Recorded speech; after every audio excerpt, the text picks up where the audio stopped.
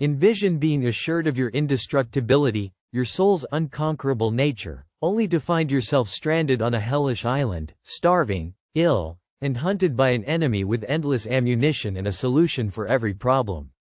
This was the nightmare that shattered Japan's elite soldiers at Guadalcanal. For half a decade, the Imperial Japanese Army's troops had known nothing but triumph, from China's fields to Malaya's jungles. They had effortlessly brushed aside every foe, convinced that their Yamato Damashi, their indomitable spirit, rendered them impervious. This was no mere propaganda, it was a deeply rooted conviction, validated across numerous battlegrounds. Yet when the Japanese forces were dispatched to the remote and desolate Guadalcanal Island in the Solomon Archipelago, anticipating a swift triumph, they had been led to believe that the American adversaries they would encounter were soft, indulged by comfortable lives, and would undoubtedly crumble and retreat at the first taste of genuine combat. However, they were not merely facing Americans, they were confronting the United States Marines. These were no longer the peacetime soldiers of the past, but rather young men forged in the hardships of the Great Depression. Individuals who understood the meaning of deprivation, toiling until their hands bled for a single dollar. They had enlisted after the Pearl Harbor attack, driven by a resolute determination. And now, they were poised to confront the invading forces. In the stifling wilderness, a pivotal confrontation was about to unfold, one that would challenge the world's perceptions of American fortitude. The seasoned Japanese soldiers, veterans of countless battles, had long considered the jungle their domain, believing the darkness to be their greatest ally. Yet on the shores of Guadalcanal, they would soon discover that the jungle had chosen a new master, and the very shadows they had once embraced would betray them in the most harrowing manner imaginable. Every tenet of their military doctrine, every assumption of their own superiority, was about to be systematically dismantled by a new breed of American fighting force. One fueled by gasoline, gunpowder, and an unbreakable will to triumph. This monumental clash of ideologies and armies had begun just 2 weeks earlier. On August 7, 1942, a contingent of 11,000 Marines from the 1st Marine Division, under the command of General Alexander Vandegrift, stormed the shores of Lunga Point. This marked the commencement of Operation Watchtower, the United States' inaugural major offensive of the war, a bold and risky endeavor to seize a partially constructed Japanese airfield. The objective, at least on paper, was straightforward: capture the airfield, establish a defensive perimeter, and maintain control. However, the planners in Washington could scarcely have foreseen the sheer ferocity of the 6-month struggle that was about to unfold. Guadalcanal was more than just an island, it was a vision of hell on earth, spanning 90 miles in length and 25 miles in width. The terrain where the impending conflict would unfold was a daunting amalgamation of formidable obstacles. Towering 8,000-foot mountains, perpetually shrouded in mist, formed an imposing fortress around the coastal plain. This plain itself was a nightmarish landscape, dominated by razor-sharp Kenai grass, suffocating swamps, and dense triple canopy jungles where visibility was severely limited. The oppressive heat was a constant adversary, a heavy, humid blanket that never relented, making every breath a laborious task. And then there were the swarms of mosquitoes, emerging from the marshes in dense, black clouds, so numerous that soldiers would inadvertently inhale them. These insects carried the deadly malaria, a foe even more relentless than the tropical waterways appeared serene, yet concealed a host of parasitic threats that would incapacitate countless individuals through dysentery and other maladies. Remarkably, the initial landing proved almost anticlimactic, as the 2,800 Japanese construction workers and naval personnel, completely unprepared, swiftly vanished into the dense foliage. They abandoned everything in their wake: tools, vehicles, provisions, and most crucially, the nearly completed airstrip. By the following day, American engineers had already commenced operations, christening the facility Henderson Field in tribute to a fallen Marine pilot from the Battle of Midway. Within a matter of days, the first U.S. aircraft touched down, marking the birth of the renowned Cactus Air Force. The renowned American icon, whose legacy endures, entered the world. If you deem these narratives of American fortitude and innovation as vital as we do, a straightforward click of the like button conveys that you wish to hear these historical accounts. This simple gesture greatly assists us in sharing these remarkable stories with a wider audience. However, the Japanese were a formidable adversary, not to be underestimated. Their retaliation emerged from the ocean, and it was catastrophic. On the fateful night of August 9, Vice Admiral Gunichi Mikawa commanded a fleet of cruisers and a destroyer, launching a daring raid in the now famous Battle of Savo Island. The United States Navy experienced its most devastating defeat in history during this engagement. The Allied naval forces suffered a devastating blow in a brutal, close-range naval engagement that lasted just under an hour. 4 of their heavy cruisers were sunk, taking over 1,000 sailors to their watery graves. This catastrophic loss had immediate and alarming consequences. Fearing further casualties, the remaining Allied naval units retreated, withdrawing the transports that still carried the Marines' vital supplies, equipment, and heavy armaments.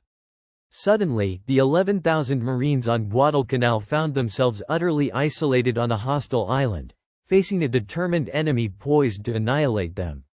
With only half their food and a fraction of their ammunition, the Marines were in a desperate situation. It was in this moment of crisis that the true nature of their struggle came into sharp focus. The Guadalcanal campaign was a pivotal moment in the Pacific theater. The Japanese High Command, intoxicated by their naval triumph at Savo, failed to grasp a critical, game-altering fact. Henderson Field had become the epicenter of the conflict. As long as American aircraft could take to the skies from that dirt runway, they commanded the surrounding seas for hundreds of miles during daylight hours. This meant that while the Japanese could dominate the night, using their swift destroyers for what the Marines grimly referred to as the Tokyo Express, to deliver troops and supplies, the daylight belonged to the Cactus Air Force. Any Japanese vessel caught in those waters after sunrise was essentially a sitting duck. This singular reality compelled Japan to act. The airfield had to be reclaimed swiftly before the Americans could fortify the island into an impregnable aerial base. This critical task was entrusted to Lieutenant General Harukichi Hyakutake and his 17th Army. However, his forces were scattered across the vast Pacific. The closest available unit was the 28th Infantry Regiment, led by Colonel Kiyonao Ichiki, a respected tactician and instructor, yet also known for his impulsiveness and unwavering faith in the Japanese fighting spirit. Informed by reports of American soldiers, Ichiki departed for Guadalcanal with a conviction in their weakness. The Japanese commander, Ichiki, was determined to act swiftly, convinced that the reports of only 2,000 American troops on the island were accurate. Believing his elite, battle-hardened forces could easily overwhelm them in a single night, Ichiki disregarded orders to wait for the rest of his regiment. On the evening of August 18, 6 Japanese destroyers silently approached the shore, landing 917 of Ichiki's men at Tevu Point, about 15 miles east of the American perimeter. The landing was executed flawlessly and went completely undetected.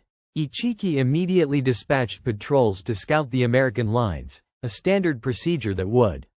The following day, a Marine patrol led by Captain Charles Brush encountered a Japanese unit, resulting in a fierce firefight. The Marines, armed with their semi-automatic M1 Garand rifles, overpowered the Japanese, killing 31 of them. Crucially, the Marines seized documents, maps, and orders that exposed Ichiki's plan and the Japanese military's mistaken belief that they faced only a small American force.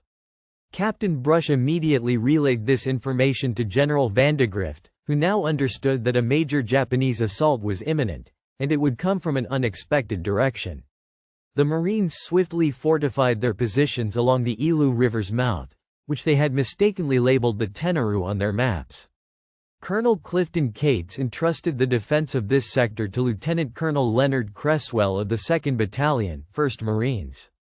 Cresswell, a meticulous and no-nonsense officer, established the defenses with deadly precision. He strategically positioned machine gun nests to create interlocking fields of fire, covering every inch of the sandbar at the river's mouth. His men dug in, laid barbed wire, and sighted their mortars, preparing a formidable welcome party. What followed was one of the most one-sided. Colonel Ichiki, a confident and impatient commander, disregarded his orders to await reinforcements. That fateful night, he led a frontal assault across the sandbar, convinced that the Japanese warrior spirit could overcome any material shortcomings. Ichiki believed his men's fierce "Banzai" cries would shatter the Americans' morale and breach their lines with bayonets and grenades. However, he had underestimated his adversaries. The resilience of the Marine Corps or the sheer numerical advantage of American military might. Shortly after midnight, a local guide named Jacob Vuza, who had been captured and brutally tortured by the Japanese for hours, managed to escape despite sustaining a dozen bayonet wounds. Staggering into the Marine lines, he gasped out a warning. "They're coming." Moments later, the jungle exploded into chaos. Hundreds of Japanese soldiers burst from the tree line, rushing across the open sandbar. Their battle cries, intended to instill terror in their foes, echoed through the night. Yet the Marines stood firm, holding their fire as they had been trained to do. Then Cresswell gave the order. The venerable M1917 Browning machine guns unleashed a torrent of fire. These were aging water-cooled weapons dating back to the Great War, yet their lethality remained undiminished. Each gun spewed forth 600 rounds per minute in an unrelenting barrage. The interlocking fields of fire functioned precisely as intended, creating a scythe of lead that swept across the sandbar. Japanese soldiers fell in droves, the initial wave annihilated before reaching the midpoint. The second wave charged over the bodies of their fallen comrades, only to meet the same grim fate. Those few who managed to stagger through the hail of machine gun fire then confronted the 37mm anti-tank guns, whose canister rounds functioned as giant shotgun blasts. The ferocious assault unleashed a devastating barrage, pummeling the advancing enemy formations. For hours, the Japanese forces continued their relentless, self-destructive charges. Fierce hand-to-hand combat erupted as some managed to reach the Marine foxholes, with knives, bayonets, and fists clashing in savage confrontations. Yet the Marine line held firm. As dawn broke, the scale of the Japanese catastrophe became evident. Over 800 of their men lay dead or dying on the sandbar, with the waterway the Marines had dubbed Alligator Creek choked with their fallen comrades. However, the ordeal was far from over for the survivors. As daylight spread across the battlefield, General Vandegrift ordered a counterattack. 5 M3 Stuart light tanks then rumbled across the sandbar. The tanks advanced cautiously through the coconut plantation, where the surviving Japanese soldiers had sought refuge. War correspondent Richard Tregaskis observed the chilling efficiency of the armored vehicles as they systematically flushed out the hidden enemy troops, their machine guns and canister shells unleashing sheets of yellow flame. By midday, the battle had concluded. Of the 917 soldiers in Ichiki's detachment, only around 128 support troops who had been held in reserve managed to retreat into the jungle, while the colonel himself was among the casualties. The official Japanese account claims Ichiki took his own life in a ritual suicide, consumed by shame. The Marines' resolute stand on the battlefield left a profound psychological impact on the Japanese forces. Contrary to their expectations, the American troops had not panicked or retreated, but instead leveraged the terrain and their firepower with a ruthless efficiency that shattered the Japanese's long-held beliefs. When the survivors and strategists in Rabaul examined the aftermath, they were confronted with a stark realization. The Americans possessed a material advantage that was simply staggering. The Browning machine guns had not faltered, and the battle for Bloody Ridge had demonstrated the American military's formidable capabilities. The Marines' ammunition reserves were seemingly boundless, ensuring a steady stream of firepower. 1540 This was not a clash of morale, but rather a battle between human spirit and an industrialized killing machine. 1548 and the machine had emerged victorious. This catastrophic defeat should have served as a wake-up call for the Japanese High Command, 1555 signaling the need for a massive, coordinated effort with overwhelming force to reclaim Guadalcanal. 1600, however, they were slow to heed this lesson. 1605, they still believed the Tenaru defeat was an anomaly, a consequence of Ichiki's recklessness. 1612, rather than a fundamental flaw in their own military doctrine. Consequently, they decided to dispatch additional troops, this time 1620 under the command of a more cautious commander, Kiyotake Kawaguchi, oversaw the operations. Between the final days of August and early September, the Tokyo Express was a hive of activity, ferrying nearly 5,000 troops from Kawaguchi's 35th Infantry Brigade to the island. The swift destroyers successfully evaded the American planes from Henderson Field. However, this reinforcement method had a critical flaw. The destroyers could transport personnel but lacked the capacity for heavy equipment, tanks, heavy artillery, and, most crucially, adequate food and medical supplies. The soldiers arrived on Guadalcanal with only their personal gear, immediately facing shortages and forced to scavenge for sustenance in the unforgiving jungle. The Japanese forces on the island faced a dire logistical predicament, as their supply lines proved woefully inadequate, ultimately dooming their every effort. While the Marines enjoyed a steady flow of provisions delivered by sea, the Japanese soldiers gradually succumbed to starvation. It was a war of attrition, with one side benefiting from a robust supply chain connected to America's industrial heartland, while the other relied on a trickle of men and rice ferried by destroyers under the cover of darkness. In contrast to the impulsive Ichiki, General Kawaguchi adopted a more methodical approach. He spent weeks meticulously assembling his forces and devising his attack plan, scheduled for September 12. Kawaguchi's strategy was far more sophisticated, involving a three-pronged assault. Kawaguchi's strategy aimed to create a distraction along the coastline, while the bulk of his forces marched through the dense inland jungle to assault what his intelligence suggested was the weakest point of the American perimeter, a lengthy grassy ridge south of Henderson Field. This ridge, he believed, held the key to breaching the American defenses. It was a well-conceived plan based on solid intelligence. However, Kawaguchi was unaware that the Marines had intelligence of their own. Lieutenant Colonel Merritt, Red Mike, Edson, commander of the elite 1st Raider Battalion, had recently led a raid on a Japanese supply base, where his men uncovered documents and supplies. The Marine Corps icon, Edson, swiftly recognized the peril and potential in the situation. Requesting permission from General Vandegrift, he promptly led his 840 raiders and paramarines to occupy the strategic ridge on September 10. For the next 2 days, they fortified their position, mirroring the defensive preparations of Cresswell's men at the Tenaru. Clearing fields of fire, deploying machine guns for overlapping coverage, and sighting their mortars on all probable approach routes, they braced for the impending onslaught. Ominous troop movements and supply dumps clearly signaled that a major assault was imminent, with the main thrust expected from the south, directly targeting the ridge. Recognizing the gravity of the threat and the opportunity it presented, the legendary Edson acted decisively. He sought and obtained Vandegrift's approval to move his battalion onto the ridge, intent on establishing a robust defensive posture. The 11th Marines Artillery Unit had already plotted their targets, anticipating the imminent Japanese assault. They were transforming the 1,000-yard Coral Ridge, with its 3 distinct knobs and tall kanai grass offering minimal cover, into a deadly trap.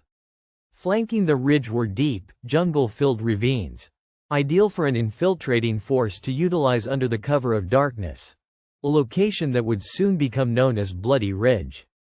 On the night of September 12, Kawaguchi's troops, using the jungle ravines for concealment, commenced their probing attacks, searching for vulnerabilities in the Marine defenses.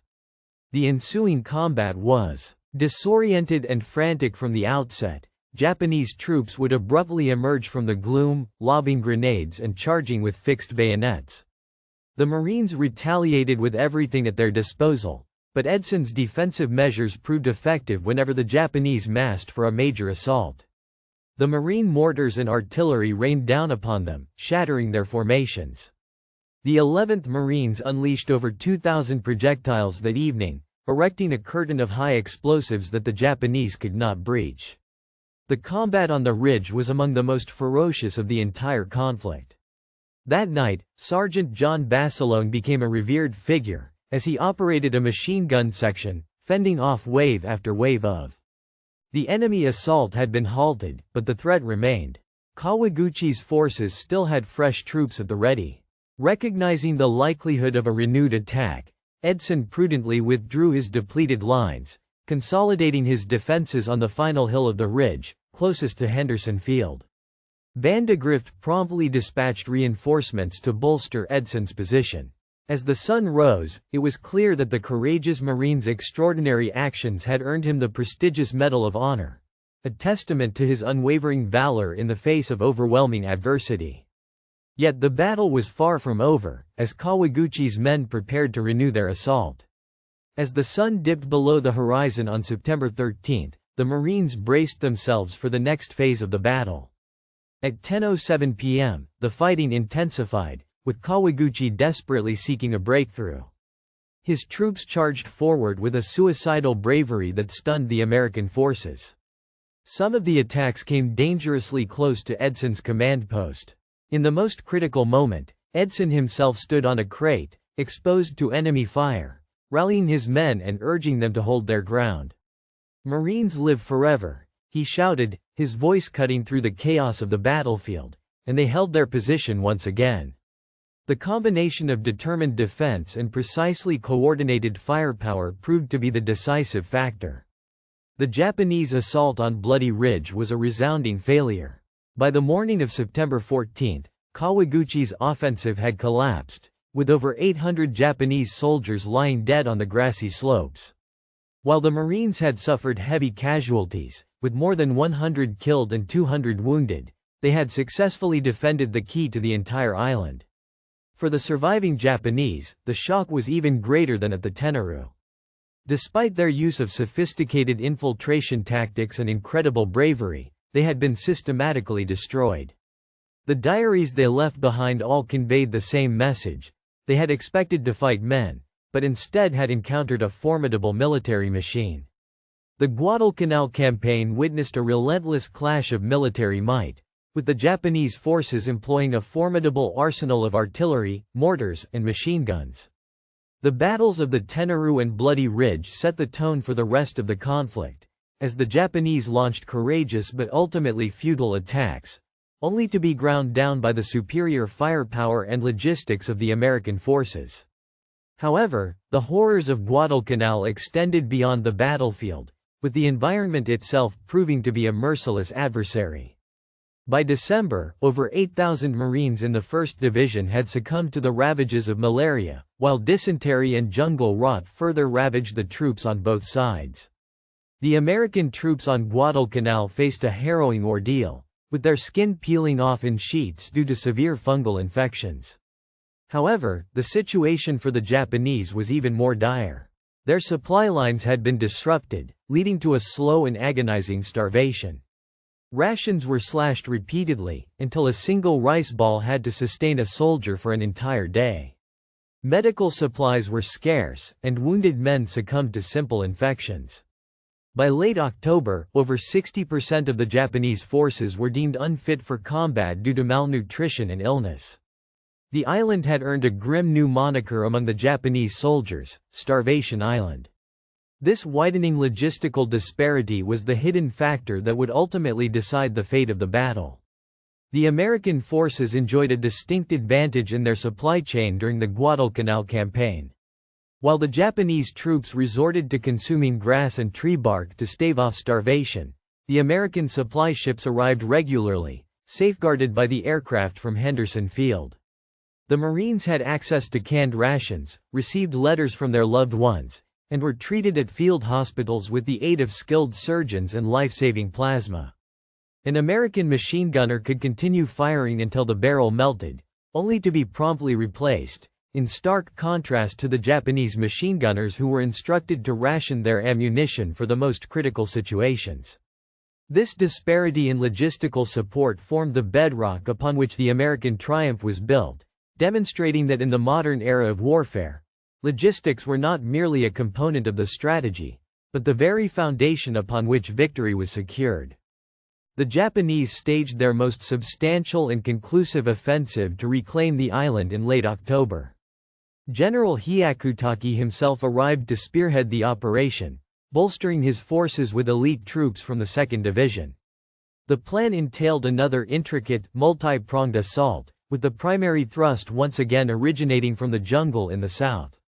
The offensive commenced on October 23, led by a rare and valuable force of 9 Japanese tanks. However, the Americans were prepared, utilizing anti-tank guns and their own Stuart light tanks to swiftly destroy all 9 enemy armored vehicles. This attack proved a costly failure. The main event unfolded the following night, as nearly 6,000. The Imperial Japanese forces collided with the American defensive line approximately 26 miles and 58 kilometers south of the airfield, a sector held by the 1st Battalion of the 7th Marine Regiment, commanded by the now legendary Lieutenant Colonel Louis Chesty Puller. The battle that ensued that night became a legendary chapter in Marine Corps history. The Japanese launched relentless assaults, and the fighting was at close quarters, often devolving into brutal hand-to-hand combat. Once again, Sergeant John Basilone proved instrumental in turning the tide. He appeared to be ubiquitous, operating machine guns, clearing weapon malfunctions under enemy fire, and leading counterattacks to plug gaps in the defensive line. By dawn, the Japanese assault had been decisively repelled. Over 2,000 of their finest soldiers lay dead in front of the Marine positions. The American forces on Guadalcanal endured significant losses, but they managed to hold their ground. Henderson Field remained firmly under their control, marking a critical juncture in the Japanese campaign on the island. Simultaneously, a series of intense naval engagements unfolded in the surrounding waters, ultimately sealing Japan's fate in the decisive naval battle of Guadalcanal in mid-November. Despite sustaining heavy casualties, the U.S. Navy successfully repelled a Japanese force that included 2 battleships, preventing them from bombarding the vital Henderson Field. In a dramatic night action, the USS Washington, leveraging its superior radar capabilities, located and sank the enemy vessels. The Japanese naval vessel Kirishima was vanquished in a pivotal maritime engagement. This triumph at sea proved decisive, as it effectively precluded Japan from deploying substantial reinforcements or heavy materiel. A final convoy of 11 transport ships was nearly annihilated by American aerial and naval forces, with only a fraction of its personnel and none of its heavy supplies reaching the shore. For the Japanese soldiers already entrenched on the island, this was the ultimate setback. They had been clinging to survival with the expectation that reinforcements would arrive. Now that glimmer of hope had been extinguished, as evidenced by the harrowing accounts documented in the diaries of these Japanese combatants, a somber chronicle of their gradual, agonizing demise. The Japanese forces on Guadalcanal endured a harrowing ordeal, with many succumbing to starvation and despair. Eyewitness accounts describe soldiers resorting to consuming leaves, roots, and even the remains of their fallen comrades, as once proud troops wasted away into living skeletons. By December 1942, the Japanese High Command in Tokyo made the difficult decision to evacuate the island, acknowledging Guadalcanal as a lost cause. The evacuation, codenamed Operation K, was a remarkable feat of deception and naval prowess. Over 3 nights in early February 1943, Japanese destroyers stealthily slipped in and rescued nearly 11,000 starving survivors. While a tactical success, the scale of the disaster could not be hidden. Of the 36,000 Japanese soldiers sent to Guadalcanal, nearly 25,000 had perished. The Guadalcanal campaign marked a pivotal juncture in the Pacific theater, shattering the myth of Japanese military supremacy. Approximately 15,000 combatants perished, with an additional 10,000 succumbing to disease and starvation. This decisive engagement irrevocably shifted the strategic initiative into American hands. Beyond a mere military triumph, Guadalcanal represented a psychological turning point, proving that the American soldier, when properly equipped, trained, and led, could match and even surpass the vaunted Japanese warrior. Surviving Japanese officers acknowledged several hard-learned lessons from the campaign, having grossly underestimated the American will to fight and failing to comprehend the sheer scale of American industrial and logistical capabilities. The Guadalcanal campaign taught the Americans a harsh lesson, that individual bravery and determination, no matter how formidable, could not withstand the systematic, overwhelming application of modern firepower. As one veteran later observed, the war was ultimately decided by the strength of each side's systems. America's comprehensive infrastructure for supply, medical care, artillery, and air support proved far superior to Japan's outdated and failing frameworks. The Americans also gained a profound respect for their Japanese adversaries, recognizing them as tenacious, fanatical fighters who would battle to the bitter end. Additionally, they were forced to confront the brutal realities of jungle warfare. The tactics they honed would propel them across the vast Pacific, all the way to the Japanese homeland. But the most crucial takeaway was a renewed sense of self-assurance. They had faced the Japanese Empire's finest in some of the harshest imaginable conditions, and emerged victorious. Looking back at Guadalcanal, the Japanese terror wasn't rooted in fear of the individual American soldier. It stemmed from a dawning, chilling realization that they were up against an adversary whose factories could outproduce them tenfold in a mere month, an enemy whose resources appeared inexhaustible. The artillery of the opposing forces never ceased their bombardment, and the American aircraft dominated the skies. The Japanese soldiers faced the dread realization that for every one of their comrades who fell, 10 more American troops were ready to take their place. Gradually, they came to the chilling understanding that their courage, sacrifice, and warrior spirit were ultimately meaningless against the relentless, unstoppable tide of American industrial power. The jungles of Guadalcanal had consumed an entire army, shattering the myth of an invincible Japanese empire. The lessons learned there, in a crucible of blood, mud, and starvation, would resonate through every subsequent battle, all the way to the shores of Tokyo Bay.